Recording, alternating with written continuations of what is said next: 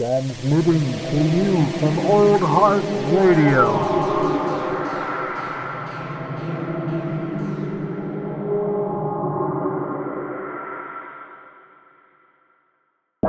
This is perfect because the music's still playing at this point.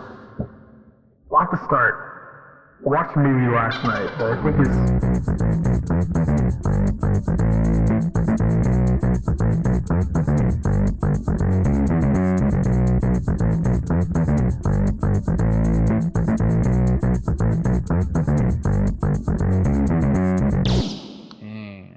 And We're so here. we're here off the start. I imagine this is perfect because the music is still playing at this point. Off the start, I watched a movie last night that I think is 100% better than one of the films we're going to talk about today, and arguably better than the other. I watched Paddington last night. The one with the bear? The one with the bear. That is like a near perfect family film. I've never seen it. I'm familiar with like the novel, not novel, book. The book. I don't even know. It's not even a novel. It's a kid's book, right? There's no fucking characters in it. But honestly, that was a great movie. Interesting. Yeah. Who stars in the movie off the top of your head? Oh, the dude who plays Paddington is the guy who plays Q in the recent Bond movies. Okay. Nicole Kidman's the bad guy. Of course. Oh God, the dude was a doctor recently. Older man. His name is escaping me. I don't know. Anyway, Nicole Kidman is all you need in that lineup, I think. I just got done watching this other fucking piece of work with her. It's called The Undoing. It's on HBO. Oh. And it's just it's honestly this wild like limited series starring her and Hugh Grant. And, that's a good cast. Yeah. And they like you don't figure it out until like the very end of the series, like the big mystery that they're presenting in it. So sweet. I don't want to ruin it too much for you. You should watch it. It's I should. Yeah, I got a month of HBO. Fair enough. Damn, I gotta say, like I was loading this up and I was thinking like, what episode of Matinee Edition are we on? And this is number 60. I think it's a perfect number to end the year on. Like this is we are recording this on New Year's Eve, and I'm gonna post it right after this. I'm not slouching this time, hot dogs. Okay, there it is. I'm proud of that number. We've seen two movies, both of which were released on Christmas. Oh yeah. And I know that the Chillins had one movie ruined Christmas. The other one, the kids definitely didn't understand. And we're going to talk about the latter first. Yeah. So Pixar's Soul. Yeah. I just watched it last night. And I guess, do people do spoilers for Pixar movies? I mean, I guess I think we should. That's a legitimate. I mean, like, I don't really care if people get angry about it. I just, Is it proper to do spoilers for a Pixar movie? I don't know. I think out of respect for the listener, if you care enough to watch Soul, which I think, let's just give a quick no spoiler how we feel about it. I enjoyed it. There are issues, but I would recommend that movie to anyone. Oh yeah, I mean, I agree with that. Like, it's a very nice Pixar movie. Yeah. And like the animation is fucking killer, and it's really great. It's so good, and it has a lot of personality as well. Yeah, and I think people will pick up parts of the story that like they can attach themselves to, and I think that's a really unique thing about it. So. Yeah, I definitely would recommend checking it out. Yeah, and so if you want to go and watch Soul now after both of our positive recommendations, go ahead and watch it, and then come right back and listen to episode 60 of Matinee Edition. But before you do that, make sure to follow us on Instagram and Twitter. Perfect. Welcome back, listeners that just want to watch Soul. We're here with our spoiler talk now. So, How about all So- that really deep shit that children that watch that movie won't understand? That's what, like, I thought it was so funny how this was presented as like a movie, not necessarily for kids, but like Pixar movies are always geared towards kids at least. Yeah. Yeah, and I was like, there's no way any child is even understanding the weightiness of this fucking thing. Like, from like the idea that like their burgeoning personality is like a piece of this, I don't know, weird cosmic system that gets put together. I mean, for them, it's the whole thing where there's a balance that gets struck with a family film. And I would call this, it's aiming to be a family film. And Paddington fucking nails it. Where shout out to Paddington. I know. Well, I was so impressed with that movie. So a good family film is written well enough that adults can laugh and have a good time with it, but it isn't, and it has enough physical humor to keep kids entertained, but not every joke that's for adults has to be explained to the kids. For sure. Like Paddington did that phenomenally well because there was jokes that were very adult in it, that weren't like all about like sex and shit. But I was able to understand. I was able to laugh at it. Soul doesn't like the philosophical shit that movie talks about, and like the literal meaning of life. Oh yeah, dude. That's why like after a while you have to stop. Like, I guess you kind of stop watching it in this lens of like a kid, like as a kid's movie, and you kind of like look at what the subjects are that they're talking about. And sure, there's like elements of fun for the kids. It's almost like a reverse Pixar movie, where like it's prominently for adults, but it's like wrapped up in fun animation, so the kids are entertained with themselves. Yeah. Like, oh my god, his soul landed in a cat. Now he's like meowing at him all the time, like, which is kind of funny. But then there was the really like slightly dark joke right after that of the cat going up to die. Yeah, that's what I mean. It was like soul for soul, something's going up there. I think both me and Kate watching that were just like, no. Yeah, dude. Well, and that's what I was like. Yeah, it just like, I don't know. Oh god, one of the things that got me was like when he kind of first starts like pairing up with 22, his like partner, his like mentee soul. He's what's the guy's name again? I'm blanking off the top of my head. Jamie Foxx. What? Yeah, Jamie Foxx's character. He's like mentoring a soul, and he goes through like his own like life for a second. And like there are plenty of like, I mean, granted, like the first thing he walks up to is like him clicking and like on a remote and like looking at a TV, and I was like, oh my god, we're all doomed. But then it was like, I mean, he started looking at other. I don't know. It was just like it was. I don't know. It was just wild how so quickly they made his character realize that his life was nothing. Or like at least in his mind, you know what I mean? Like in his point of view, because he didn't do this one specific thing. Yeah. And I think that's important as fuck for people. I will say when they brought it back to him doing his one specific thing and then not feeling gratified with himself and not feeling like he was prepared to like die as soon as he walked out of the door. Yeah. Was like it really wrapped up like the human condition in a very interesting way that definitely kids wouldn't be able to understand, but I thought was really meaningful and really a cool thing to see over film. Yeah. Well, and that's what I mean. Like, I feel like they geared this story more for like maybe young adults and adults, just to like kind of, because like, I don't know, like I don't know a single fucking kid that wants to ponder the meaning of life. You know what I mean? Yeah. Like, I mean, and even like some jokes in this, like my favorite bit in the film is when they're going through like the mentor like introduction thing. Oh yeah. And there's the kid at the U seminar. Yeah. There's a kid that was like the kid's like, I'm a highly driven megalomaniac that is completely opportunity reliant. Yeah. And they just go, wow, this one's going to be a handful.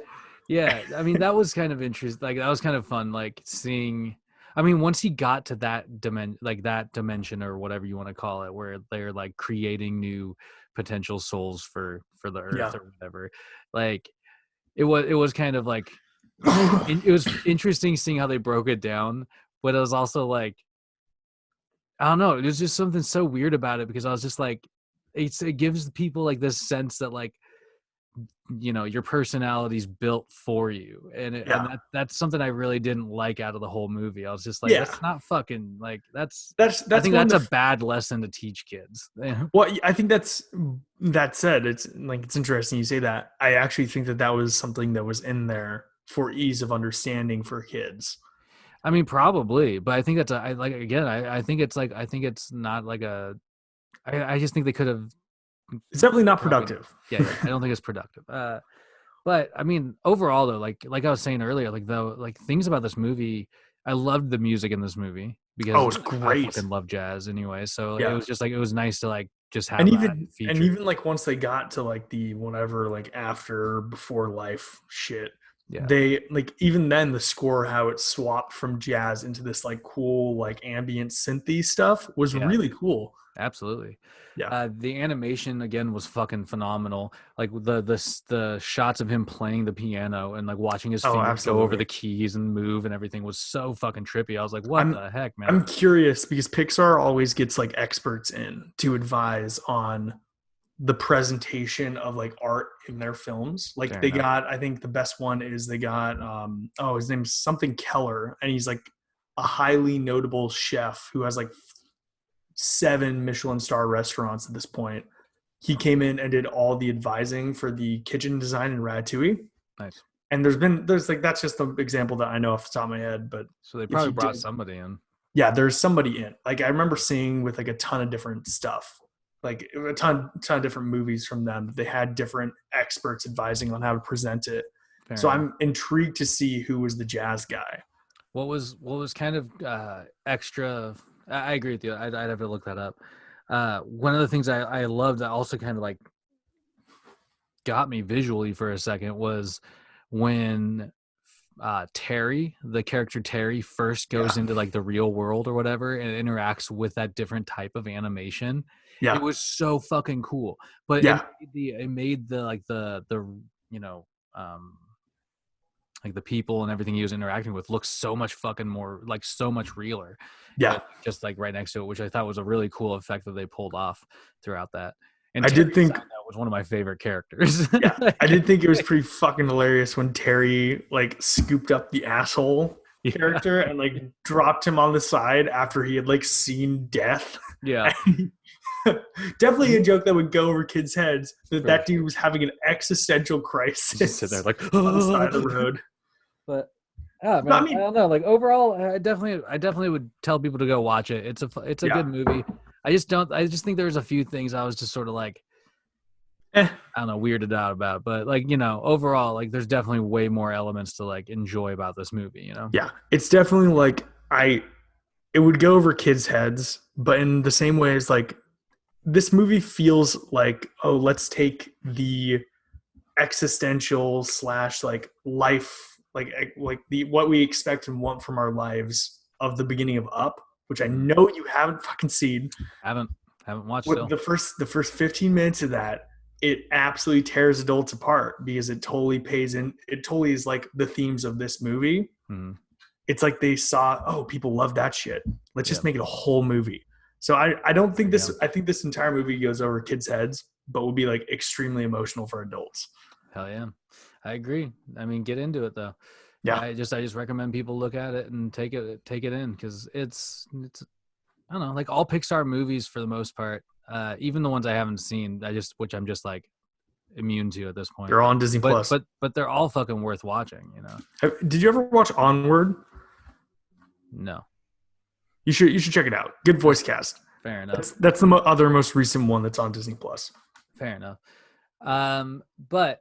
Okay, so from something reasonably good to the other movie that dropped on Christmas. Legitimately was bored through so much of it.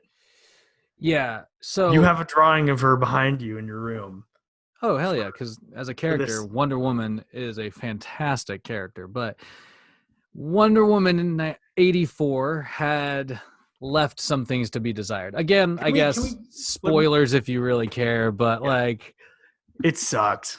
It it was disappointing, and that's the truth. There's so much hype going into this movie, and then they just completely fucked up any good storyline that could have happened out of it. I know. This movie felt like 10 movies in one movie. It felt so overwritten. well, yeah. Well, like, they just didn't develop the fucking script. They could have developed it so much better. They feels like nothing was left on the cutting room floor. Yeah. Well, like and nothing was cut from the script drafts either. It feels like this is a first draft that they just streamlined into an entire movie. I mean, potentially, like they held on to key scenes that made the movie pop right out the gate.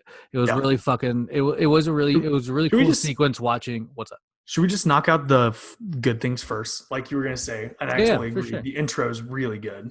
Yeah, for sure. I just think like there are certain elements of it that stand out, like the intro at the Themyscira, always fucking worth checking out. Yeah, it's always fun to see what goes on that island, and they did a good job with that again. Absolutely. The mall scene was pretty fucking cool too. Because particularly you're getting introduced to like modern Wonder Woman where she's at, but it's kind of like, I don't know, you get to see her use her lasso really quick right up there, and it's really awesome to see her use it more. You see her new outfit, which is a really fucking cool outfit, to be honest. And but that's it until about like the scene where she probably gets the invisible jet. Yeah, that's only, I want to say, because of the invisible jet. I sort of ruined the invisible jet for me because of how it lacked setup. Well, that's it. That's what I'm saying. It's like it's only because they put the invisible jet in the movie that part's cool. It was pretty it was pretty funny watching this with Kate, just because I was like trying to hold out and be like, it's gonna pick up. It's like the first hour of Endgame. Like it's gonna get good, and it never fucking did. No, and that's, I mean, like this, the invisible jet scene's a great example because, like you said, there's no setup for it. So what's weird is like she said when she was turning it invisible, like that she's been practicing. I did this to a mug and I lost it. Show us that at the beginning of the movie. Well, yeah, I mean, there's no context for it. There's no context for her power to turn things invisible. There's also no context for her flying, but we'll get there. No, there's plenty of context for that. Well, not in the movies, but there's plenty of context for her flying. Like she flies all the time in the fucking comics. And she does. So it's about time she did that. It's the problem with her flying is that it's not in line with the continuity of the Snyder movies, which Patty Jenkins has said that she tries to align her Wonder Woman movies up with. If it's in line with the Snyder movies, then why the fuck did nobody in Man of Steel mention that day where everybody's wishes came true? That's what I'm saying, dude. There's so many plot holes in this throughout this entire fucking movie. And Soviet Russia and the U.S. went for mutually assured nuclear destruction. So basically, they like took elements from like the Watchmen. Yeah. They in that whole sequence, because that's all it was. It was like all right, now we're just gonna play on everybody's nuclear fears. Yep. For some reason, like, what would happen if the Cold War actually happened? Yeah. But to be honest, the idea of Maxwell Lord was, I love Pedro Pascal, but his character is fucking weird and stupid, and they didn't do him right. Like I want to touch on like two more positive things, relatively positive. Yeah. One of which is Pedro Pascal, and I will actually defend. I don't think so, man. I think he fucking sucked. Like, really? Yeah, I think it was a fucking. I think it was a garbage performance in being. He did a garbage performance based on a garbage script. Yeah, I don't think the failures of character are the actor's fault. I think Kristen Wiig was fine. I think Gal Gadot was fine. I think fucking Chris Pine was fine, and I think Pedro Pascal was enjoyable to watch. But they all were failed by the script. I don't know, man. I'm not gonna. I guess we're gonna disagree on that one. I don't think he was. I think he was probably, aside from Kristen Wiig, he was probably the least enjoyable person in the movie. Really? Yes, because like you know what to expect from Gal Gadot. Yeah. Like you know what to expect from her acting. She nails Kristen Wiig. Sorry, go for it. No, we're impassioned. The Kristen Wiig was they gave her comedic moments, but they also showed that she can't be taken seriously. Yeah. Which sucks for her as an actress, but it's just the truth based on this movie. Why the fuck? Why did they do the Electro from Amazing Spider-Man or Jim Carrey in Batman Forever route of this? Why do that? Why does it always have to be a nerd that becomes confident because they got evil powers? Yeah. Like, well, it's like a mixture, dude. It's like she kind of like her character is the one that probably like evolves, and you get the most Yeah. like story, like you see the evolution. Like Yeah. everybody else's character changes over the movie, but it's just like all of a sudden. Yeah, it's like it's very jarring. And I want to quickly, on like the note of script and like pacing and structure of this film. The one thing that I feel like Gal Gadot really nails about Wonder Woman, especially in the first movie, is that she understands the physicality of the character. She might not have like amazing acting chops. Yeah. But I mean, like we saw in Fast and Furious, she looked good riding a motorcycle. She's intimidating as fuck, holding like fucking around with people. Exactly, like, dude. She has that physicality, but this movie is 2.5 hours long, and there are 3 action sequences featuring her. Yeah, it's such a waste. It was so weird. Like that was. And the case. one of the action sequences was in the golden chicken armor, and it looked like garbage. It looked absolutely ridiculous.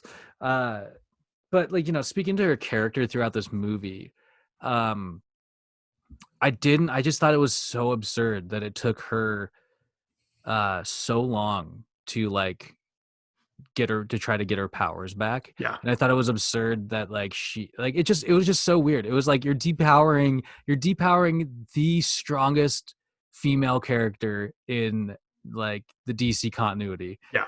And you're doing it because she loves a dude. And I was like, that's like the most bullshitty thing to fucking do to Wonder Woman in a fucking movie. Let me just say, like the intro scene when they get to the 80s and it's the mall heist in the fucking Starcourt Mall from Stranger Things. Yeah. They the kids were there, I swear. Like that was like absurd. It was fun. It was really buying into the vibe of like the Superman movies. Like the early Superman movies. Like it was campy. It was sort of dumb fun. And I was so excited. But after that, like it didn't feel like a movie that was set in the 80s at all. No. Except for like Steve Trevor wearing the clothes and shit. It was the mall scene and that. Otherwise, you could have just made this movie in present day. Pretty much. Like, and that was like the weird thing about it. Like the only thing that kept the time after like those couple key scenes, which shout outs to Chris Pine's humor. He hit his humor notes. I gotta be honest. But even if Steve Trevor is a glorified plot device in this film, Chris Pine is a charismatic actor nonetheless. I saw this great tweet, speaking of Chris Pine's character in the movie, that about it was like, how weird is it in Wonder Woman that she sleeps with this dude that just is like Chris Pine's body is inhabiting, and then at the end of it, she meets that dude and doesn't even tell him or anything. And it's do you know what that guy's credited as? What? Handsome man. Handsome man.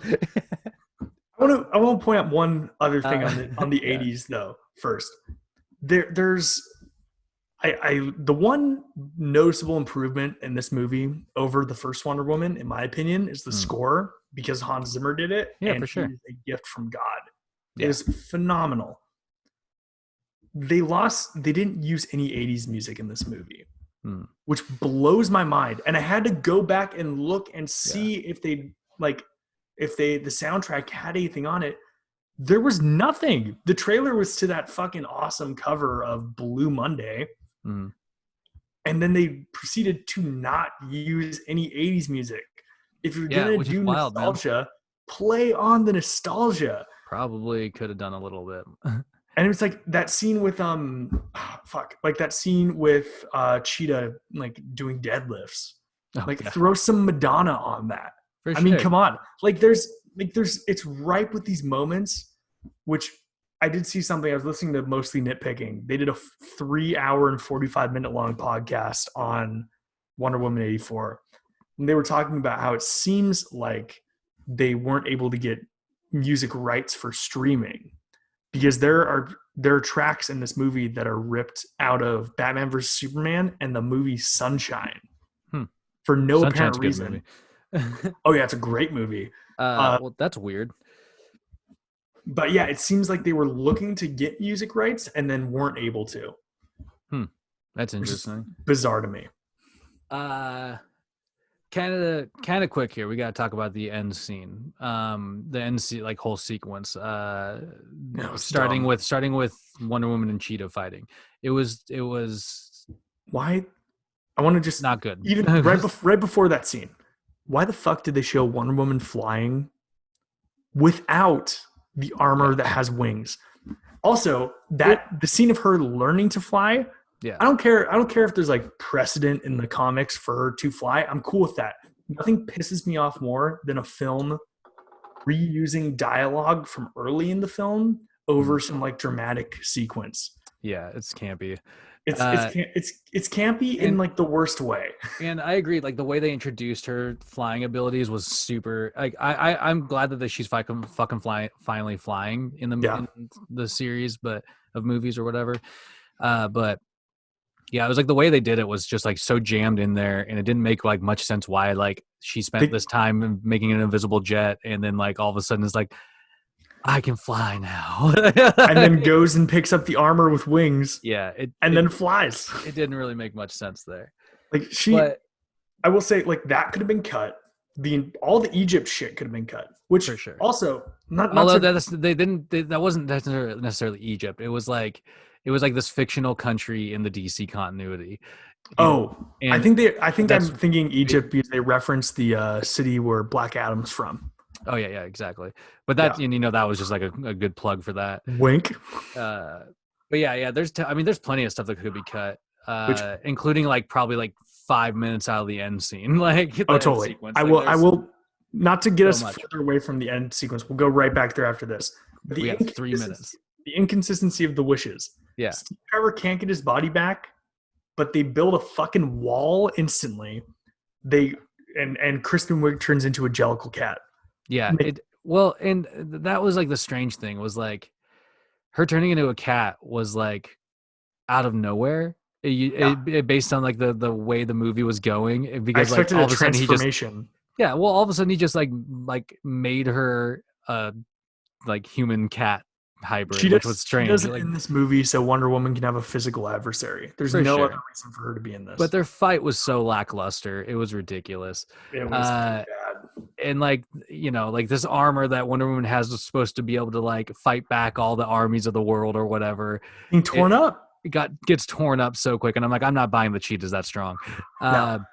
But my main beef was how she dealt with Maxwell Lord, because seemingly he's like fucking up all this shit, and instead of like somehow using her lasso to like wheel him, make him feel like bad about it or like realize what he's doing, like they should have done like taken a page out of the comics and she should have snapped his fucking neck, because there's this whole great storyline where it culminates with like Superman being controlled by Maxwell Lord, and the only person that can stop him is Wonder Woman, right? Because she's the only one fucking powerful. So, wait, a quick question. I'm not very familiar with Maxwell Lord. Mm-hmm. Is this in line with he has light telekinetic. He has like telepathic abilities to my okay, basically.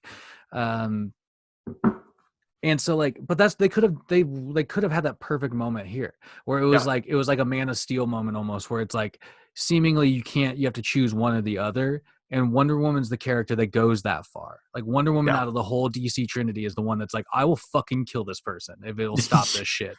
And so like, it was like, you have this really like, you have this last vestige of like maybe a powerful moment for the character, and they just fuck it up again. And like that was the thing. They just underplayed Wonder Woman the entire movie. And this is a Wonder Woman film. It's like, that's so stupid. So that's pretty much all I got to say on the movie. The cameo at the end of Linda Carter was fucking awesome. I will say that. It was awesome, but it was also it felt dumb. It was cool, but I did not. I was like, it's hand-fisted. Maybe I thought it was cool because like either way. I may plug it later, but I'm considering making a whole fucking YouTube video tearing apart this movie There you go. And well, I will see if I ever make it. Me and Kate wanted to make it. We were gonna talk favorite movies and stuff of this year, but maybe we'll just save that for our recap of 2020 and like our plans for the future, which we're gonna record in a couple days. Yeah, we got that coming up. The Old Heart State of the Union. It'll be a local yokels podcast, but it'll be we'll do like 2020, how we felt about it, what we're trying to do in 2021. Exactly. But that being said, don't go watch Wonder Woman 1984. Don't waste your time. I hate to say that about a Wonder Woman movie, but go watch Soul instead. Yeah. Soul's much more worth it. Disney Plus is half the price of of HBO Max, and you don't have to pay $30 for Soul. Pretty much. Also, you could definitely spend time listening to these podcasts, which also would be a good idea. Or find us on Instagram at Old Heart Radio, which would be fantastic. Or Twitter. Or Twitter at Old Heart in Space. Or just subscribe to the fucking YouTube channel, people, because it's up there. All right. Oh wait, no, that would probably get this taken down, huh? No, it wouldn't. What? I'm so confused how they take things down. Anyway, it's a bad algorithm. Damn you, YouTubes. Probably get demonetized. Yeah. It's okay. We're always demonetized here at Old Heart Radio. There it is. But seriously, thanks for listening. This is episode 60. I'm fucking stoked that we hit that number before the end of the year. Hell yeah. We will be back with a local yokels later in the week. Indeed, we will. There it is. Well, peace and chicken grease. Cheers.